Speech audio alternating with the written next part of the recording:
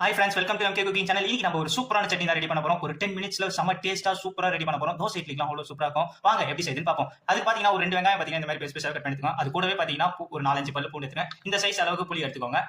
வாங்க எப்படி செய்யுதுன்னு பார்ப்போம். இப்போ இது எல்லாமே வந்து மிக்ஸில போட்டு அரைச்சிக்கலாம்.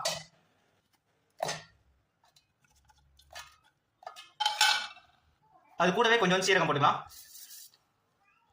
அது கூடவே தேவையான அளவு உப்பு போட்டுக்கலாம். இப்போ இது எல்லாத்தையுமே நல்லா அரைச்சிக்கலாம்.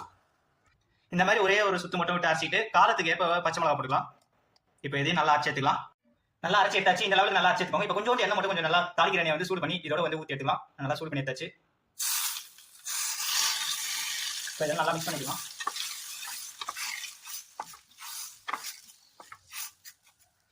அவதான் ஃப்ரெண்ட்ஸ், ஒரு சூப்பரான சட்னி ரெடி ஆயிடுச்சு. நீங்களும் மறக்காம வீட்டில் ட்ரை பண்ணி பாருங்க. மறக்காம நம்ம சேனல் சப்ஸ்கிரைப் பண்ணிக்கோங்க. சூப்பரா செம்ம டேஸ்டா இருக்கும். தோசை இட்லிக்கு செம்ம சூப்பரா இருக்கும். நீங்களும் மறக்காம ட்ரை பண்ணி பாருங்க. நம்ம சேனலையும் மறக்காம சப்ஸ்கிரைப் பண்ணிக்கோங்க. Bye bye friends.